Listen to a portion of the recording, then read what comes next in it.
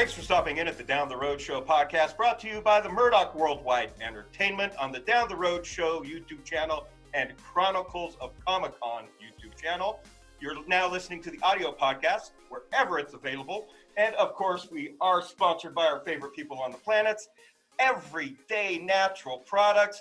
Go to enpstore.com to find out about all their natural products, including my favorite CBD products on the market. Helps with all my pain, my inflammation, and the only reason I can get out of bed to even do these podcasts for you guys.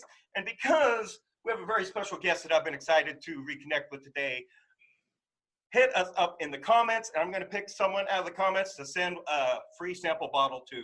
So go to empstore.com for more information. Well, let's get right to the show because I'm excited to introduce Mr. Jeff Timmons from 98 Degrees. How you doing? I'm great, man. It's good to be with you, and good to see you. You're looking fantastic. Thanks for having me on, brother. Yeah. Good to see you look like you haven't aged a day, and I haven't seen you in like a decade. It's been a long time. It's been at least 10 years, I think, right? I mean, I think maybe even long, 15 years maybe. For people that don't know, I used to work in a studio in Orange County, California before I moved to Vegas called California Sound Studios, and it was sort of like a little family there. I was working on a solo record that I was giving away for free and all this other stuff. And you were in there doing some great work, and we became close friends and hung out. And I think we might have even done a song or two together. And, so it's been a while. I think that might have been 2006, 2007 or something like that. So it's been yeah, because I was in the studio recording my album for 2 years because I was doing it off of my bartending tips. So, yeah. Right. And, I remember that. And so for those who don't know, like my 3 loyal followers on YouTube, Jeff and I go back before I ever even dreamed of doing a podcast or starting Down the Road Show or doing all this video work. So, I always like to start off every show on how I know the person. So we definitely go back about, I think you're right, about 15 years now. Yeah, it's a long time. It's at least 2007 or 2006, something like that. So 13, 14 years. But, look, we had so much fun, so many good times in that studio. I mean, that was that was like my home away from home. Of course, the Wright family, Jesse, Nathan, they own that studio, and I think it's still there. I haven't been there in many years, but I still keep in touch with Jesse, who was like the lead engineer there, and Adam Duffy was there, and it was a fun time. The Individuals were a hip-hop group that was kind of in there all the time, and it was one big party, but great experiences, and always had a blast with you. Yeah, there's a lot of coming and goings, and Jesse Wright is the only person I ever allowed to engineer any of my music whatsoever, so shout out, Jesse. I'm sure you're watching this right now. We love you, brother. But yeah, I tell stories about being in the studio all the time, so I'm going to share one of my favorite you stories that I tell people all the time. In fact, I've already mentioned you a couple times on previous podcasts because one story at a time. Okay, first favorite, like I pride myself on my voice, you know me, and my sisters have always given me crap my entire life. And look, I'm never off key. I'm always on key, and I've always thought I was just one of those guys until I met you. Now, you like me are never on key, but you know what keys you're singing, like. And your pitch is like perfection in a way most professionals dream of, to the point. Now, I don't know if you even remember this. Do you remember that night we were bored and we tuned my acoustic guitar to your voice? Yeah, I remember. It was pretty crazy. Hey, man, I appreciate the compliments. It's just, it's all just practice, right? I've been doing this for such a long time, and I've always sort of been gravitated towards music, and a lot of people that know me, and a lot of people don't know that I came from a small sports town where it's not exactly the coolest thing on the planet to be in a choir or to be musically inclined, or to start a boy band. Right, definitely not starting a boy band. So for me, just being around music for so long, I always had a knack for it, and really, I love being in the studio. There's a technical part and a creative part of being in the studio, as you know. And so when you're sitting there listening to sounds and tones over and over, you start to develop it's almost like a reflex, a knack for knowing where things sit pitch wise. It's not because I'm ultra talented or anything. It's a ton of experience, and you start to develop that as a muscle in your brain, and your pitch, you The know. talent helps. Well, thanks, man. I appreciate it. But yeah, I remember we were messing around, seeing if I was close on pitch and stuff like that. It's just, And then we double checked the guitar to a tuner, and my guitar was spot on. That's awesome, man. Well, that gives me something to brag about next time. I can talk about how I tuned the guitar. Proof right here. Proof right here. I was there. It actually happened. But and that's one. And one of my other favorite stories about you too is we went out to dinner. We were out in Orange somewhere. It was me, you, and Jesse, and a group of people recognized you, young girls, and they just freaked out, came over to the table, and you were so good with them. You took pictures, you gave autographs, and to this day, some of the best entertainment advice ever was something you said to me that night, and I tell it to people all the time who are discouraged in the comic book scene and different entertainment scene when they're asking me, and it's very simple. I was on top. We don't have the band anymore. Why would I ever be mean to my fans? These fans will be with me for life, and they are. And now I watch you on Instagram constantly. I love watching you work and watching you produce. But you're throwing it out there to the fans, asking them like, what do you like? How do you like this track versus this track, and this vocal versus that vocal?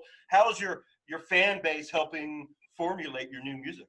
Well, it's cool. I mean, look, we all of a sudden we're all on lockdown, right? I mean, here I was with the group. We had 60 some dates booked.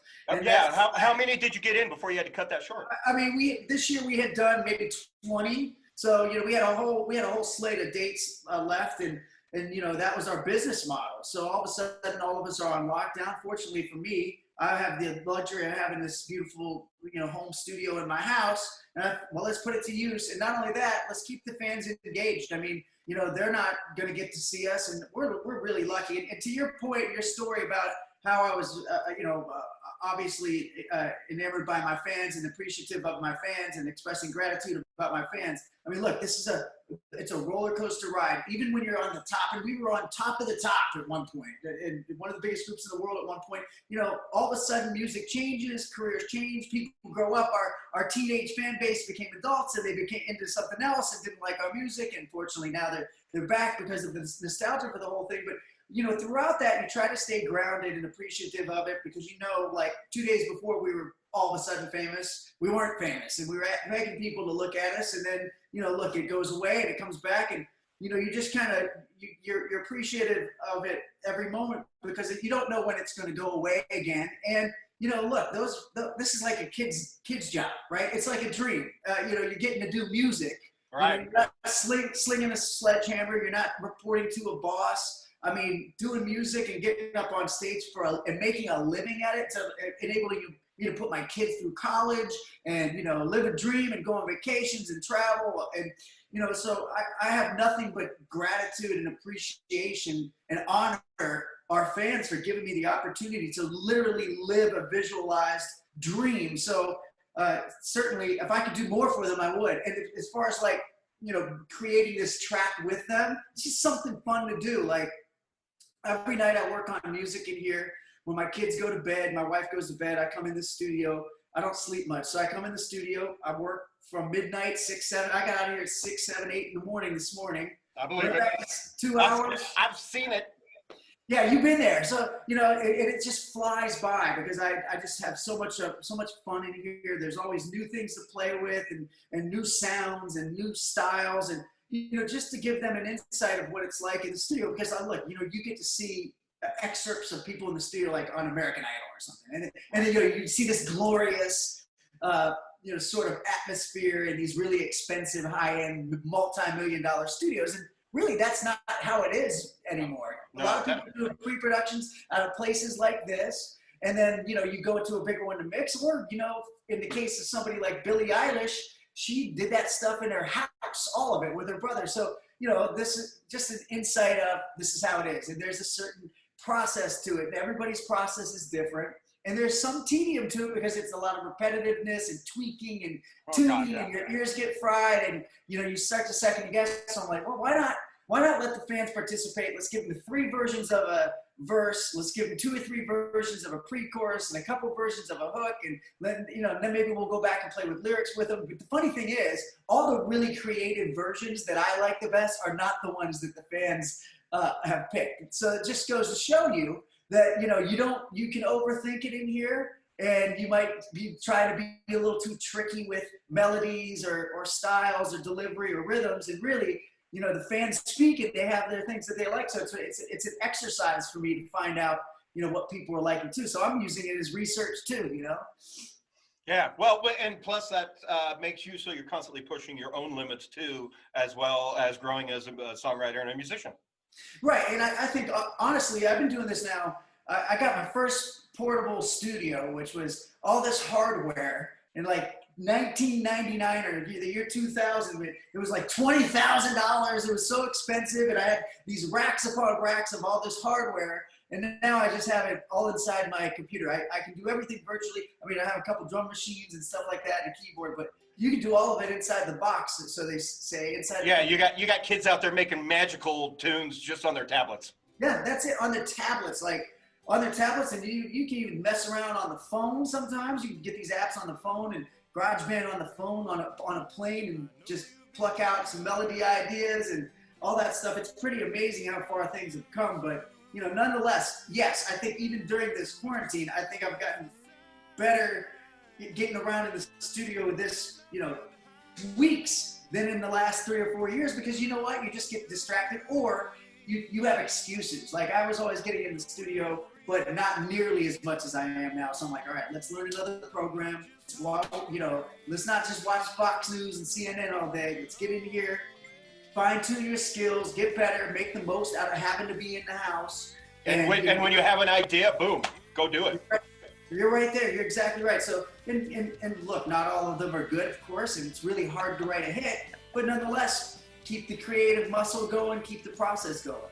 And you're right, because look, it's not easy to write a hit. My favorite song, you actually did backup vocals on my song, Valentine, and that costs me more money every month to keep up online than I ever made off of it, and which is why it's still not available. It's there for free on my YouTube. But once again, like those layers of tracks, and I'm gonna talk about you again, but your professionalism, like you were so gracious to even to agree to even do some backup vocals on that, and I come in the next day and this guy has been in there all night recording vocal tracks on my song. There was like 300 vocal tracks spread out and layered crazy, and good timing. I was just finishing up. I'm like, what, have you been here all night? And to this day, I was showing it off to some roommates the other day, and I'm like, wait, this is what he does here. Wait for this drop and this break. Oh, they're just like, yeah. So it's so nice, and I really appreciate the kind words. Look, it was an honor to do it. I love the song. It's such a beautiful, well-written song, and you're so soulful in the song. And I was like, anytime I can get a chance to sing background vocals. Look, I'm in a 4-part group. I mean, we all just sing it's backgrounds upon backgrounds. We're influenced by all the doo-wop groups and Boys to Men, which is just these thick backgrounds, and we spent all this time with these vocal producers in the studio, and it's this layer upon layer. I think we did one time. We used to be produced by a guy named Anders Bagge, a just brilliant Swedish producer, and he just would layer vocals upon vocals, and they'd be turned down sometimes so much that you could barely hear them, but you could feel them.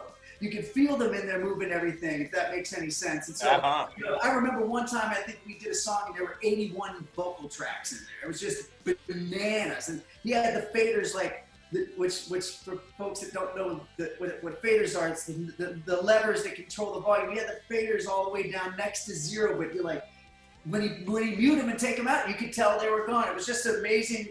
It was amazing to learn and just kind of get that gauge on how the sonics fit together and all that stuff. Not to be nerdy, but it was geeking out on the whole thing. Yeah, well, and that's the subtlety of music that most people don't even realize sounds are there, and that is the beauty of those kinds of engineering and being a part of that. Hell, I learned a ton about music.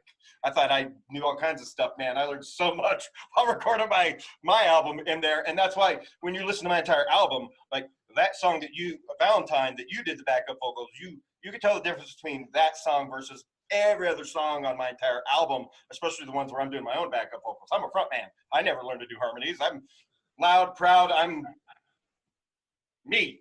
Right, and that's another thing people, don't necessarily have a grasp on and understand is making a record is totally different than getting up on stage and performing.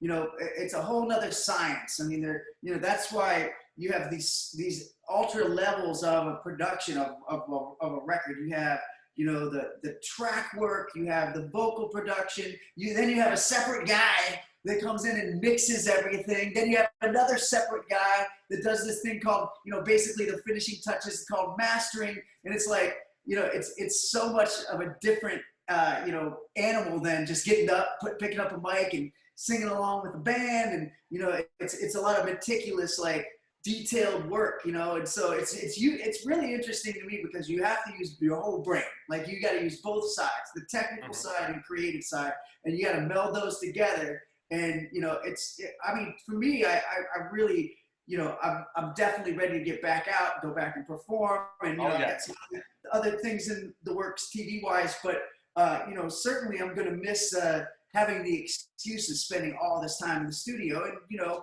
because it's again, you said, I learned so much. You never stop learning because technology keeps changing.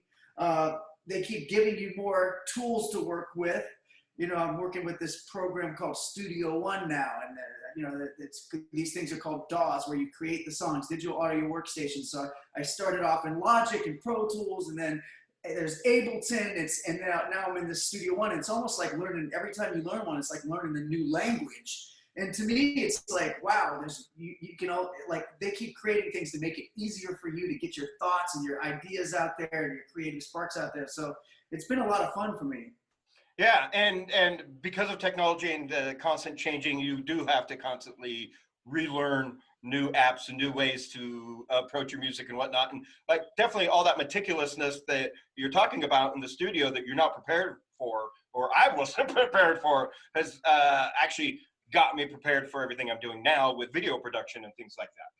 Well, that's fantastic. So it's worth it. So, here's the thing. I mean, I have a ton of respect for you because here you were creating, you had the passion of creating it. And I know you're joking about Valentine's. It's never, it keeps you will cost more than you're making from it and all that stuff. But, look, it's a testament of your passion for your music, right? Because it's not inexpensive to go create and record in those studios. That California Sound Studios, it's expensive. And so, it says a lot about you that you're taking your tips and you're putting it into your craft and your labor of love. And it's an expensive lesson, right? You're learning on the fly how to be a recording artist instead of just a great live performer. So, and what's really pleasing to hear is it's translated again into what you're doing now with the podcast and how the technical stuff works with production and all that stuff. And all of those sort of fit hand in hand. And a lot of that times with those programs, I mean, that looks fantastic. Yes. Well, and setting the atmosphere, with art and lighting and everything. It's a production. You look at my first podcast when I was first moving into the office, like there's nothing behind me on the wall. I didn't have my lighting controlled. And like, I looked at them, I'm like, I hate this. I got to do something about it. And you can see the progression of each podcast getting visually and audio wise better. And that's what it's about, making it better. And, the people that tune in and check you out, they get excited with the new bells and whistles and the enhancements too. I mean, look at Joe Rogan, how he's now cornered the market with these podcasts. He's just crushing it. And he started off, he was kind of just fucking around with his friends. You know what I mean? He was just, he didn't really know it was going to turn into something that as amazing as his show has become. It's quite a bit. So, you're doing the same kind of deal.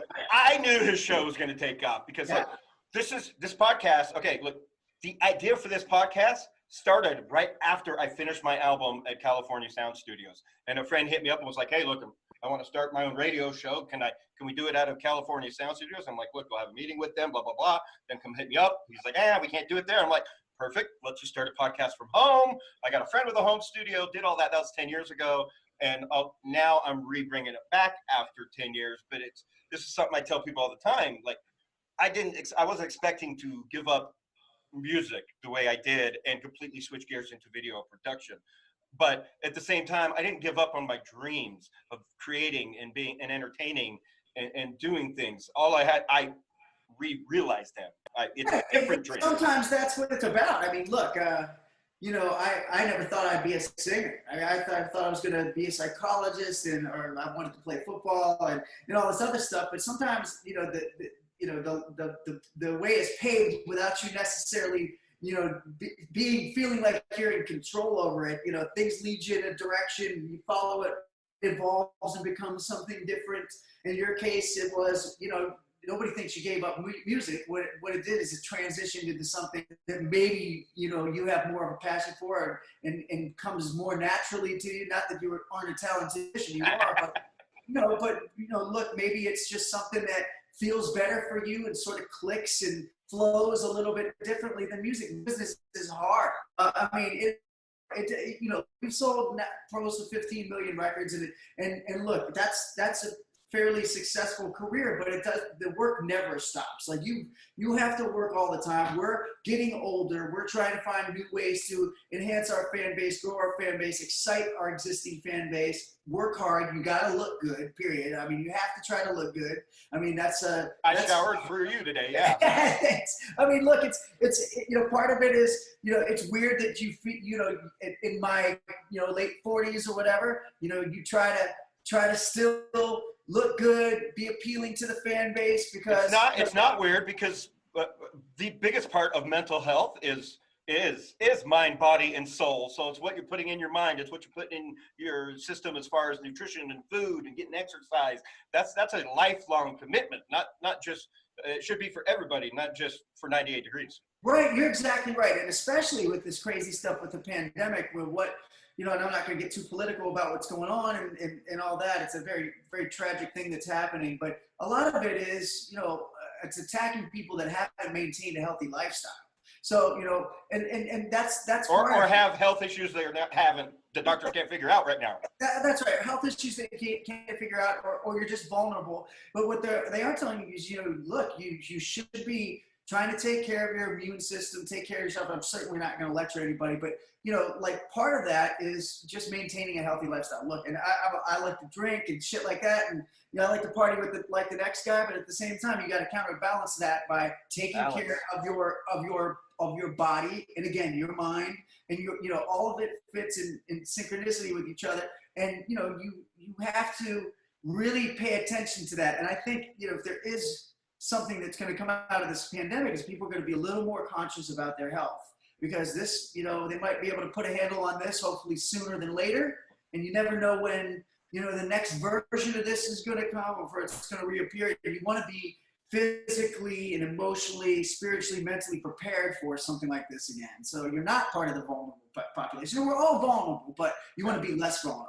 Right. No, exactly. And your overall health, especially as a traveling musician, is extremely important, because, like, now that I never became a traveling musician, but I'm a traveling professional at conventions, and you meet so many people over a weekend and shake so many hands. We have a term for it. It's called the con crud. It's like, oh, you go home and you look on Facebook for which of your friends are now sick. And that's like flu type symptoms in the middle of the summer too. So when all this hit, it was like, okay, I was waiting for it to get bad, and, you know, not to get all political either on how all this was handled, but boosting your immune system and whatnot. Here's another news story. I have turned on hundreds of people to what I refer to as the 98 degree flu recipe that you told me in the studio that you guys used to do whenever one of you guys would get sick, so that way you didn't have to cancel your tour. Do you remember that recipe? Yeah, well, let me see what it is, because it's going to be very interesting. Yeah. I do two versions. I do a daytime version and I do a nighttime version. And I have not had the flu past 3 days. And most of the time it's gone in a day or two at my sickest, since I've been doing this since I met you. And my whole family does it now. I got a bunch of friends who do it. But anyway, okay. So the powdered emergency. Yes. Airborne tablet. Yes. Alka-Seltzer cold and flu. That's where I switch things up, and I'll buy a nighttime and a day version. And then then the Theraflu for good measure for the nighttime to really knock you out. So I have a daytime version for that and a nighttime version. And I have like for the last 10 years, like I've not had issues with being sick for longer than 3 days. Yeah, and then the preventative one is emergency or emergency and apple cider vinegar. So that's what we do. So you know, and that's the preventative stuff. And someone else just posted, another celebrity I follow on Instagram just posted something about that a few months ago. Yeah, organic apple cider vinegar. So a couple of tours ago, we did two holiday tours in a row, Christmas tours. We didn't do one last year. For the 2 previous holiday seasons, we did Christmas tours. The first one, I was sick the entire time. I was going through a really stressful situation that ended up becoming a great situation, but it really wore me down, and I was sick the entire tour. You know how it is when you're traveling all the time, like you do at the cons. You know, you get worn down and it's hard to recuperate. And once, you know, you're doing a show every day or every other day, I was sick that entire tour. So the second time I'm like, I'm not going to get sick. So I took preventative measures, did like couple tablespoons of apple cider vinegar with the emergency or airborne every day, once a day. And then I didn't get sick. And you know, that, look, I feel it works. I mean, certainly we don't want to give people medical advice or dole out wives' tales or home remedies or anything like that. But nor do either of us get a cut of profits from these companies. Exactly, but that's what has always worked for me is the apple cider vinegar, and then yeah, I mean, you're shocking yourself with vitamins and all kinds of minerals. It's basic science that they used to teach in elementary school. Right. Yeah, and so you know, it's just about trying to take care of yourself so you can go out there and do your job. Yeah, and once again, boom, just out there. You know, I've done conventions sick and whatnot, but all the years I've ever performed live on a stage, I've never done it sick. I can't imagine the kind of grand scale tour that you do while being sick. Well, it gets frustrating because you want to put on your best show. So here's the thing. A lot of people go, oh, you're doing 40 shows. It must get boring. For us, it sounds corny, but it doesn't get boring because every night you have a different audience, right? So it's them coming to see you for the first time. They're getting their experience. So you want to be able to perform to the best of your ability. So it's a drag when you can't do it. And, you know, that whole first tour, I was under the weather. I was able to pull off the shows, but it wasn't my best performances. And you don't want to leave anybody short. So, you know, this second time, I'm like, I'm going to go in there, kicking ass, healthy the whole time, and knock on wood, I didn't get sick one time during that tour. So, and so I took what I was doing from that, and I'm like, okay, let's just keep up that sort of ritual, that routine. Make sure your body, you're taking care of yourself, tons of vitamins, the D3, the B vitamins, all that good stuff, and to keep up with it. And you know, trying to get rest is tough, too, on the road because you're on a tour bus, it's hard to sleep. And I don't sleep all that much anyway, so you know that's the other thing. You got to try to get your sleep. Yeah. No, completely understand that. Try getting to sleep when the average convention you're sharing a 2-bedroom hotel room with 4 to 8 people. Yeah, I can't imagine. Well, look, I mean that takes us back to when we first started out with 98 Degrees. The 4 of us used to crash we'd be on the road in our Winnebago doing city to city cheerleading camps and staying at the Travelodge Hotel for $39 a night, and the 4 of us would be cooped up into this. 2 of us would be sleeping on the floor, and 2 of the guys would be in the beds, and it was it's not exactly the best environment to stay healthy in. No, but like those are memories that'll last you a lifetime, and but full circle from where you are there to where you are now. Like, I mean, I'm just glad you're on this podcast because we were previously scheduled and you had to cancel on me for Oprah. Yeah, I mean, we did this thing called The Call to Unite that aired a couple of days ago. We were part of a big fundraiser charity event that Oprah's spearheading with Timothy Shriver and Maria Shriver, and Julia Roberts is a part of it, BB and CeCe Winans, and DJ Jazzy Jeff, and the list goes on and on and on. I mean, like a bunch of legends, and Quincy Jones, who's my idol. He's a part of it. It was a great experience, and they raised some money for the cause, and we were happy to be a part of it. We've been asked to be a part of a lot of those, but really you want to make sure that the charity is vetted and it's going to. I mean, and those people are all extremely amazing folks and generous folks and philanthropic folks, and for us to be a part of that was a real honor. Right. Yeah. I mean, just because of the people, the names in charge. I mean, that's one of the things. You really don't have to vet it. You just have to say yes. Yeah, you just say yes, right? When they ask you, when Oprah, and her team comes and asks you to be a part of something, you just go, oh yeah, sure, whatever, because it's going to be such a great thing. And the event, it was so well received too. I mean, it was a 24-hour event, artist after artist, speakers, presidents, former presidents. It was pretty cool. Yeah. So, and I saw a bunch of friends sharing it too. And but like, what are you going to be doing now next? Like to prepare, what's 98 Degrees doing to prepare for future tours, especially with like a possible second wave of coronavirus, fall or spring or winter? Like, what are you guys doing? Because I know you feel very responsible for your fans. Well, yeah, absolutely. I mean, and for us, we're fortunate that our fans keep coming out and they're going to be there for us, and we want to perform for them. So for us, those handful of dates that we had announced, they haven't gone away. They just keep getting moved, and you really don't know how it's going to be structured. I mean, everything's up in the air. When is it going to be safe? How are they going to create this environment with social distancing if there isn't a vaccine anytime soon? Which, look, fast tracking it seems to be a year and a half. Therapeutic, medicines are being tried, and we're all glued to the TV every day to see what's next. But with regards to us, in the meantime, we're going to try to create. I'm working on some online content for some television outlets and some streaming outlets to keep me busy on an individual basis. As a group, we're exploring doing music together again, possibly maybe doing some records while we're in this lockdown, come up with some content. Yeah, it should be cool. And me, I'm just going to keep writing and trying to develop my skills in the studio and try to keep creating. So, I mean, that's all you can do. Keep positive, keep generating new ideas, and keep trying to push forward while we're stuck in one spot, when you're ordered to be in the house. Yeah, exactly. And that's another reason I brought a 10-year-old dead podcast back to life, because I'm already quarantined because of my disability. So I was like, I was going a little stir crazy before everybody else was stuck at home. And I was like, I need a creative outlet because I can't go to conventions anymore and tote around my camera and everything. So I was like, I got to put out some content. And yeah, I mean, and I'm glad you're getting a chance to do it. I mean, you're so good at it, and you're natural at it. So I'm glad you brought it back. I'm sad to see it go away the first time. So I'm glad it's back. And look, hopefully we'll have another chance to reconnect. And if you ever need anything from me, I'm always around, and I'm happy to come on, man. It just gives me a chance to find something to do too while we're stuck in the house. Yeah, no, absolutely. And because, like, look, you're one. I got a great list of celebrity friends now, and you were one of my first celebrity friends, and it taught me a lot about,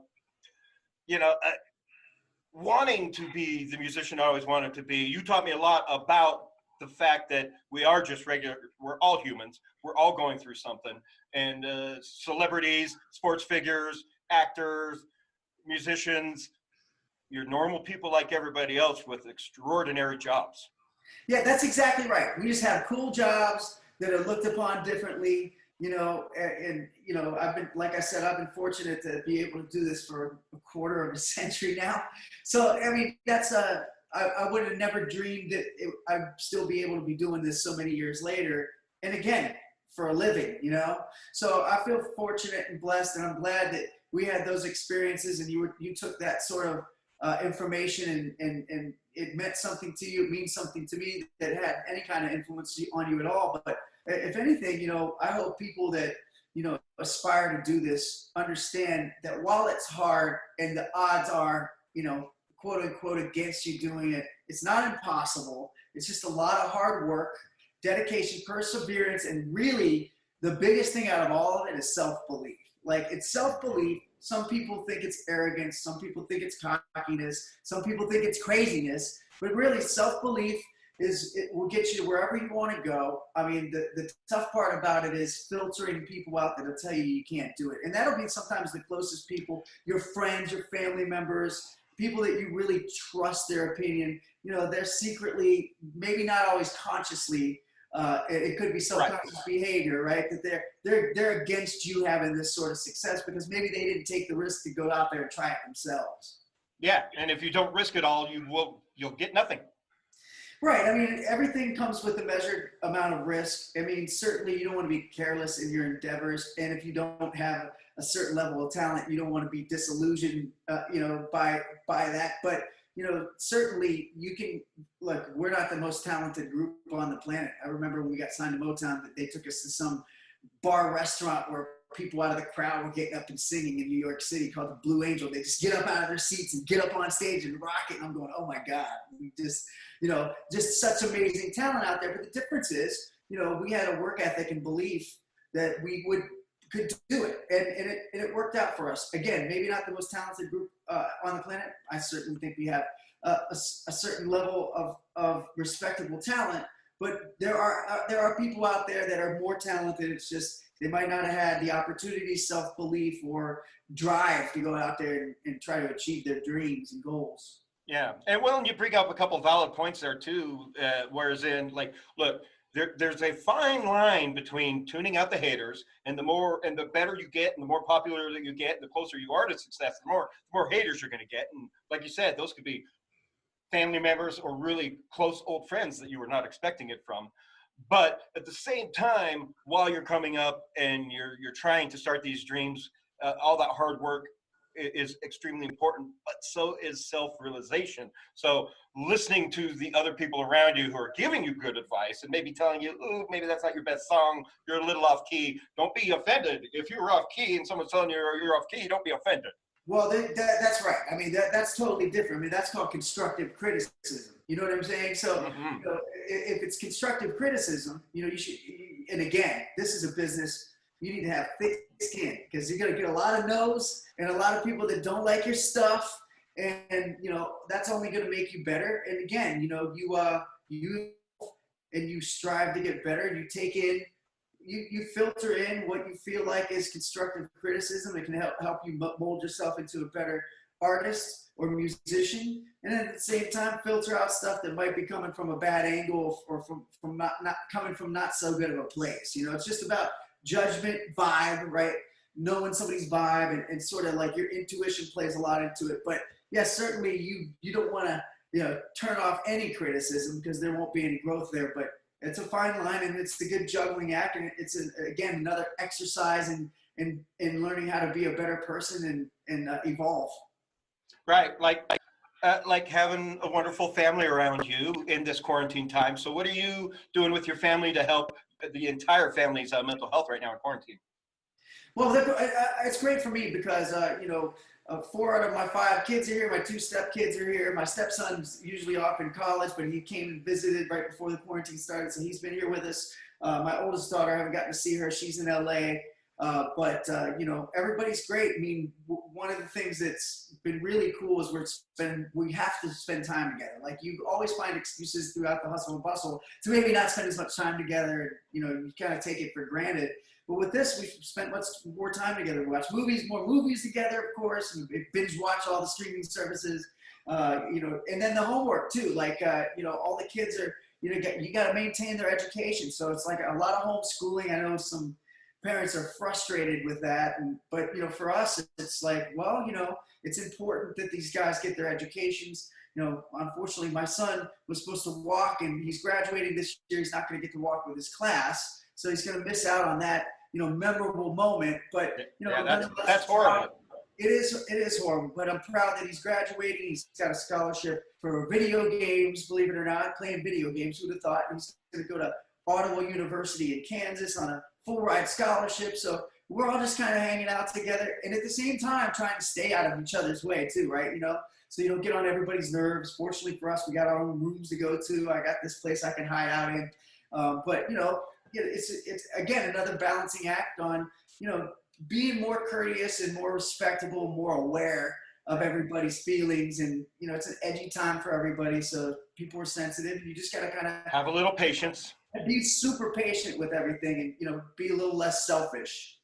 Oh gosh, absolutely. And not to go on a rant here, but like everyone posting their graduating photos of high school to be like supportive of the kids who don't get a walk. Like, I ain't doing that. That's rude. I'm not reminding them that they don't get a walk, especially because I just shared this on a previous podcast. Like, my graduating class of El Toro '93 in Orange County, you know where we got to do our walking? I don't know how, one of the kids' alumni was whatever. Anyway, Irvine Meadows, which became Nice. Verizon, and then Yeah, it's no longer there. So Yeah, we got to get our diplomas walking across that stage in front of a completely empty, with like 3 rows of parents, like a completely empty concert hall. And like, I was just like, one day I'm going to be back here. No, I was not.